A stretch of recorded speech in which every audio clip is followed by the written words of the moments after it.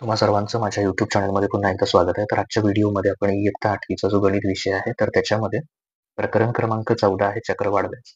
तर त्याच्यातला सराव संच 14.2 आपण मागच्या व्हिडिओमध्ये पहिले 5 प्रश्न त्याच्यातले बघितले होते. 14.2 मधले 1 ते 5 प्रश्न. तर या व्हिडिओमध्ये आपण 6 ते पुढचे 10 पर्यंतचे प्रश्न आहेत. ते राहिलेले सगळे प्रश्न आपण या व्हिडिओमध्ये बघणार आहोत.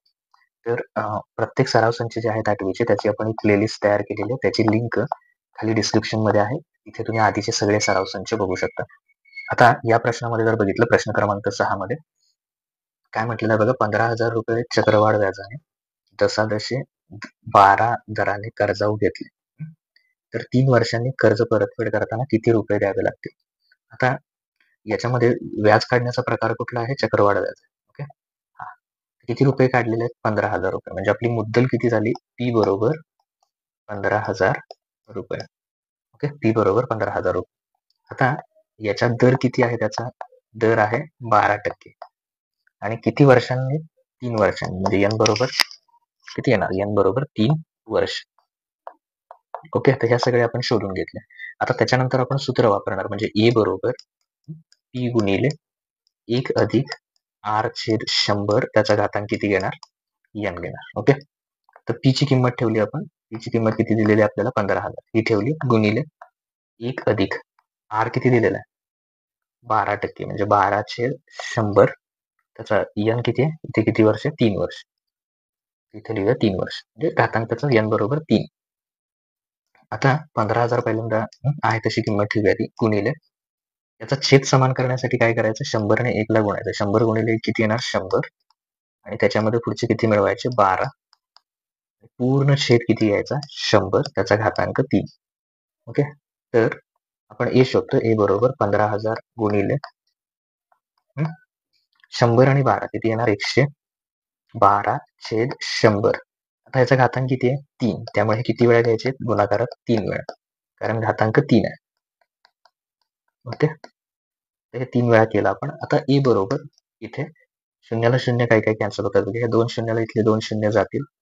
इथल्या एका शून्याला ही एक शून्य पण निघून जाईल. आता सगळ्यात पहिल्यांदा आपण हे काय राहिलं इथे? 15. ओके, 15 गुणिले त्यानंतर आपण हे जे तिन्ही आहेत, म्हणजे कोण कोण आहेत त्याच्यात? तर 112 गुणिले 112 गुणिले 112 असा 3 वेळा गुणाकार आहे. तर पहिल्यांदा ह्या दोन्हीचा गुणाकार करा. आलेल्या उत्तराला परत 112 ने गुणा. तर त्याचा जर तुम्ही गुणाकार केलात तर त्याची जी किंमत येणार आहे ती येणार आहे 14,04,928. तर ही एवढी येते का बघा, 3 वेळा गुणाकार करून. आणि आता खाली काय काय राहिलं बघा, इथे आहेत 10 आणि हे 100. 10ला 100 ने गुणलं तर किती येणार आहे? 1,000 येणार. ओके, तर ए बरोबर आता हे जे उत्तर आलं, तर हे आलेल्या उत्तराला कितीने गुण्या परत आपण? 15 ने, गुणिले 15. तर याच्यामध्ये ए बरोबर हे उत्तर येईल त्याचं, गुणिले 15 केल्यानंतर.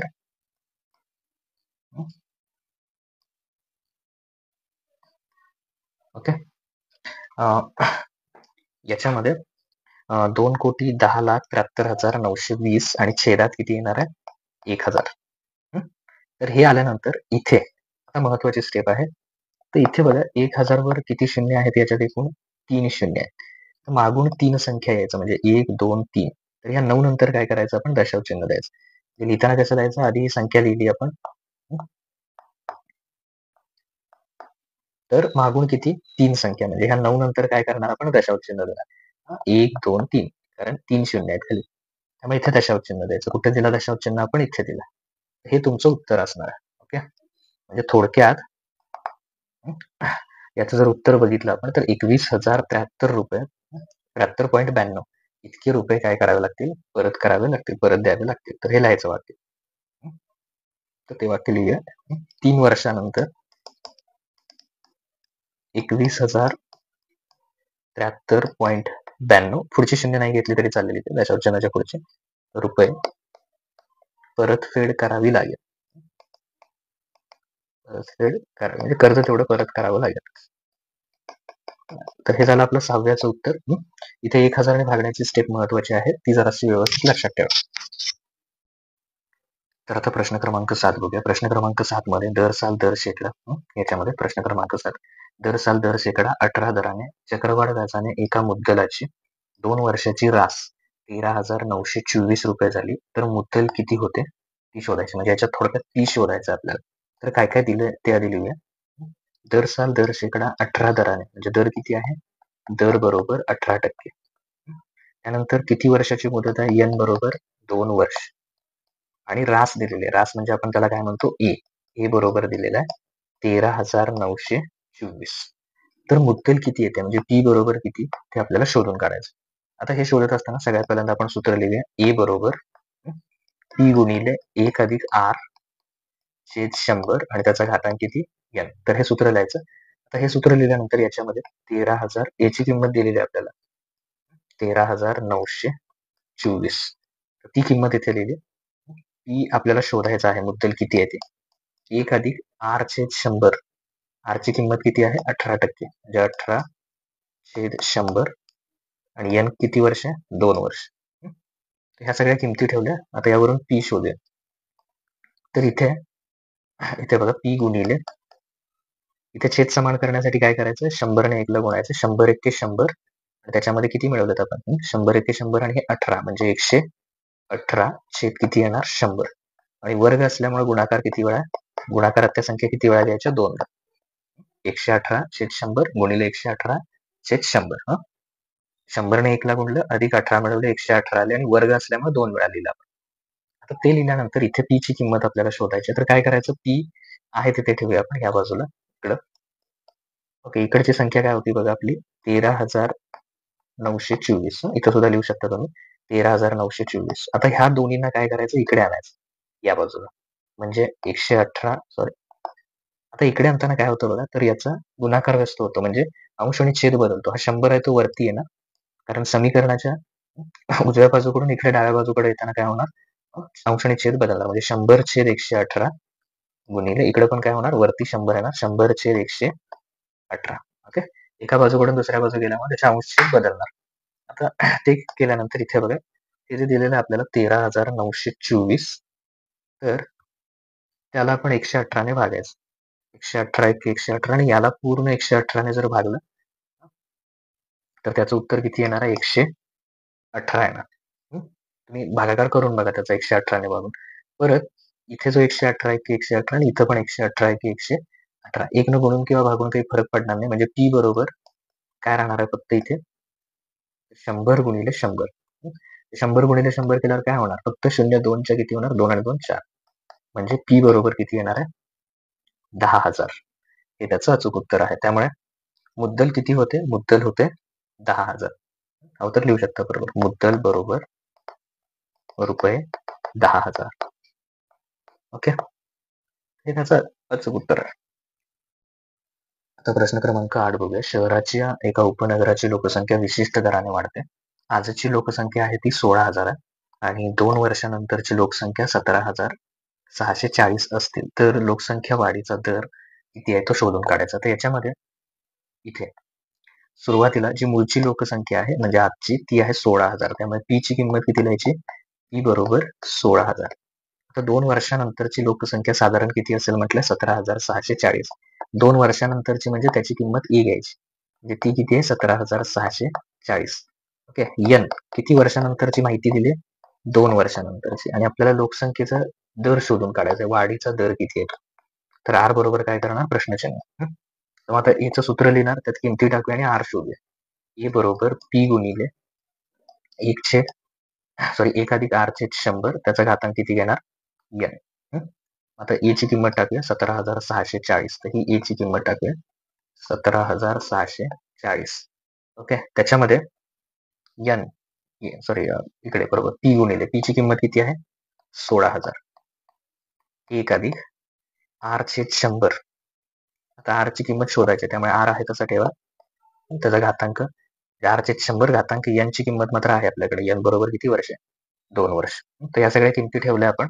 तर काय करायचं बघा इथे गुणिल्यामध्ये तर पहिल्या स्टेप मध्ये हा गुणिले 16,000 आहे तो या 17,640 कडे येऊन काय होणार त्याला भागिले होणार 17,640 भागिले हा 16,000 गुणिल्याचा काय होणार इकडे भागिले होणार. ओके, आता इकडे कोण राहिले बघा, 1 अधिक r/100 त्याचा वर्ग.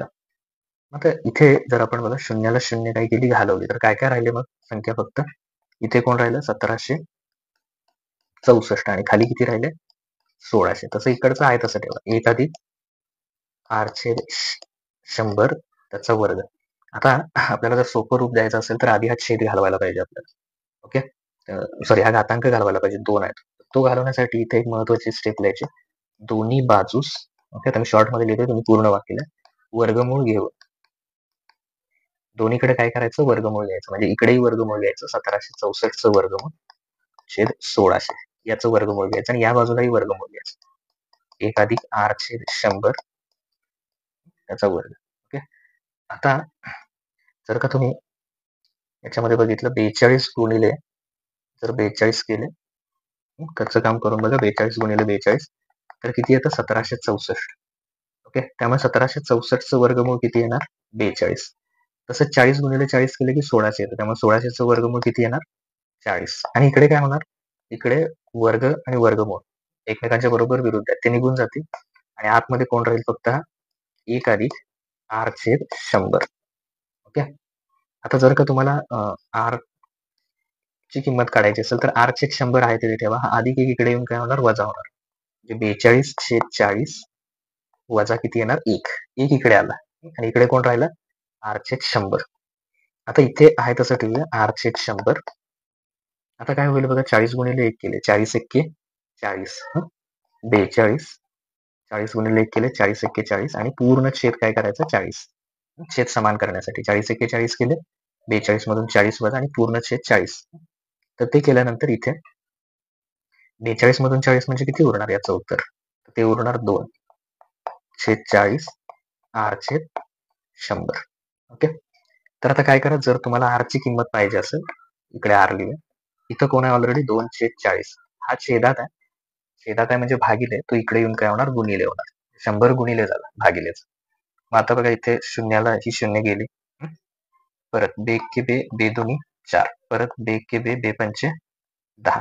आता ओव्हरऑल याच्यामध्ये 1 गुणिले 5 म्हणजेच किती राहिले, r बरोबर 5%. हा त्याचा दर असणार आहे. r ची किंमत किती येणार, 5%. मग शेवटी वाक्य काय लिहिणार, तर लोकसंख्या वाढीचा दर 5% आहे. ओके, तर लोकसंख्या वाढीचा दर 5% आहे किंवा असेल. ओके, हे वाक्य शेवटी लिहा. तर आता प्रश्न क्रमांक 9 बघूया. प्रश्न क्रमांक 9 मध्ये 700 रुपयांची दर साल दर शेकडा 10% दराने किती वर्षात 847 रुपये रास होईल. तर याच्यामध्ये आपल्याला प्रश्नामध्ये पी किती दिलेला आहे, मुद्दल किती आहे म्हणून सांगितलंय, तर पी बरोबर 700 रुपये, सॉरी जस्ट मिनिट, 700 रुपये. ओके, त्याच्यानंतर दर किती दिलेला आहे, आर बरोबर 10, हा आपल्याला दर दिलेला आहे. ओके, आणि 10% आणि किती वर्षानंतर त्याचे 847 रुपये होतील. म्हणजे ए बरोबर किती दिलेलं आहे, रास 847, 700 रुपये मुद्दल, दर आहे 10%. तर ए बरोबर 847, या सगळ्या किमती आपल्याला दिलेल्या आहेत आणि आपल्याला याच्यामध्ये किती वर्षांनी म्हणजे एन बरोबर किती वर्ष ते शोधायचं. तर त्यासाठी काय करूया, आपण सूत्र लिहूया. तर सूत्रामध्ये ए बरोबर पी गुणिले 1 अधिक r/100 त्याचा घातांक n. याची किंमत ठेवूया, ए बरोबर आहे 847, याची किंमत पी आहे 700, ही किंमत ठेवली, पी बरोबर 700 गुणिले 1 अधिक r/100 म्हणजे r आहे 10/100 त्याचा घातांक n शोधायचा आपल्याला. ओके, तर आता हे करत असताना याच्यामध्ये इथे बघा 847 आहे आणि हे 700, तर हा गुणिले काय करूया, इकडे नाही, 700 जो आहे तो जो गुणिले आहे तो इकडे 847 कडे येऊन काय होईल, भागिले, म्हणजे 847 भागिले 700 इकडे होईल. कारण तो इथं गुणिले त्याच्याकडे येऊन भागिले झाला. आता इकडे काय करता येईल आपल्याला, तर इकडे 100 गुणिले 1 केले तर 100 एक्के किती येणार, 100 आणि त्याच्यामध्ये किती मिळवले आपण, 10 मिळवले. किती येणार, 100 एक्के 100 आणि 10 110, छेद किती राहणार आहे तसा 100. ओके, छेद समान करण्यासाठी 100 एक्के 100 त्याच्यात 10 मिळवले, 110 झाले आणि घातांक n, छेद आहे तसा 100 ठेवायचा. आता ह्या दोघांच्यात काय करू शकतो आपण, तर 847 आणि 700. ओके, तर ह्या दोन्हींना पण आपण काय करू शकतो, 7 ने भागू शकतो. अंशाला आणि छेदाला दोघांनी पण काय करायचं, 7 ने भागायचं. इथं काय करता येईल, शून्याला शून्य कॅन्सल होईल आणि इथे काय राहील 11/10 त्याचा घातांक येईल n. ओके. आता 847 ला जर आपण कितीने भागलं, 7 ने भागलं इथे, तर बघा 847 ला 7 ने भागल्यानंतर इथे येईल 121 आणि परत 700 ला जर 7 ने भागलं तर किती येणार, म्हणजे 847 ला 7 ने भागल्यावर 121, 700 ला 7 ने भागल्यावर 100. ओके. 11/10 त्याचा घातांक n. आता 121 हा कुणाचा वर्ग आहे, तर बघा इथे 121 जो आहे तो 11चा वर्ग आहे आणि 100 कोणाचा वर्ग आहे, 10चा. तर 10/11 लिहूया आणि त्याचा वर्ग, म्हणजे 11चा वर्ग केला तर आहे तसं 121 येणार, 10चा वर्ग 100. फक्त काय करायचं, 11/10 लिहायचं आणि त्याचा वर्ग, कारण का शेवटी त्याचं उत्तर 121 आणि 100च येणार आहे. फक्त लिहिताना असं लिहायचं कंसाचा वर्ग. तसं इकडे 11/10 त्याचा घातांक n. आता इथे जर बघितलं तुम्ही तर दोन्हीकडे पाया समान आहे. पाया काय आहे, समान. 11/10 11/10 म्हणजे घातांक पण काय असणार, समान. म्हणजे n बरोबर काय येणार, 2. पाया समान असेल तर घातांक समान, म्हणजे n बरोबर किती येणार, 2 वर्ष. हे त्याचं अचूक उत्तर आहे. आता जो दुसरा प्रश्न आहे, दर साल दर शेकडा 8% दराने होणारे 20,000 रुपयांवरील 2 वर्षाचे सरळ व्याज आणि चक्रवाढ व्याज यातला फरक काढायचा. तर याच्यामध्ये दिलेल्या किमती बघा काय आहेत, तर P बरोबर दिलेली आहे किंमत 20,000 रुपये. ओके. त्यानंतर दर दिलेला आहे 8% आणि याच्यामध्ये 2 वर्षानंतरचं दोन्ही पण काढायचं, सरळ व्याज आणि चक्रवाढ व्याज. सरळ व्याजचं सूत्र आपल्याला माहिती आहे, ते एकदम सोपं आहे. सरळ व्याज बरोबर काय आहे ते, P गुणिले R गुणिले n छेद 100. आधी सरळ व्याज काढूया पहिलं, मग त्याच्यानंतर चक्रवाढ व्याज. तर P ची किंमत ठेवली आपण 20,000, R आहे 8 आणि n 2 वर्ष, छेदात 100 आहेत. ओके. तर इथे बघा या 2 शून्याला या 2 शून्य जातील आणि मग काय राहील, 200 आणि 8 गुणिले 2 केलं तर 8 गुणिले 2 किती येणार, 16. तर इथे जर आपण काढलं सरळ व्याज बरोबर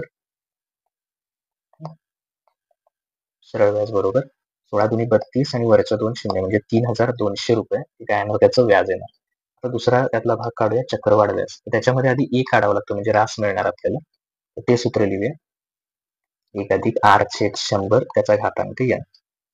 आता इथे जर आपण बघितलं, P ची किंमत दिलेली आहे 20,000. ओके. P बरोबर 20,000, त्याच किमती ठेवायच्या, फक्त चक्रवाढ व्याज काढायचं. 1 अधिक R ची किंमत आपल्याला दिलेली आहे 8 छेद 100 त्याचा घातांक n. यांची किंमत किती, 2. मग आता आधी याला सोपं रूप देऊया, आहे तसं 20,000 लिहिले, 100 एक्के 100 आणि त्याच्यामध्ये किती मिळवायचे, 8. छेद समान करण्यासाठी 100 एक्के 100 आणि त्याच्यात 8 म्हणजे किती होणार, 108 छेद 100 आणि वर्ग असल्यामुळे 2दा घ्यायचं, म्हणजे 108 छेद 100. आता शून्य बघूया कॅन्सल करून, ह्या 2 शून्याला ही 2 शून्य जातील, इथल्या 2 शून्याला हे 2 शून्य काय होतील, जातील. आता जर आपल्याला काय ए काढायचं असेल, ए काढण्यासाठी आपण काय करणार, याच्यात ए बरोबर 2 गुणिले, ओके, आधी ह्या दोन्हींचा गुणाकार करूया, म्हणजे 108 गुणिले 108, त्याचं उत्तर किती येणार आहे, 11,664. तर त्याला जर का आपण 2 ने गुणलं तर आपल्याला ए मिळून जाईल.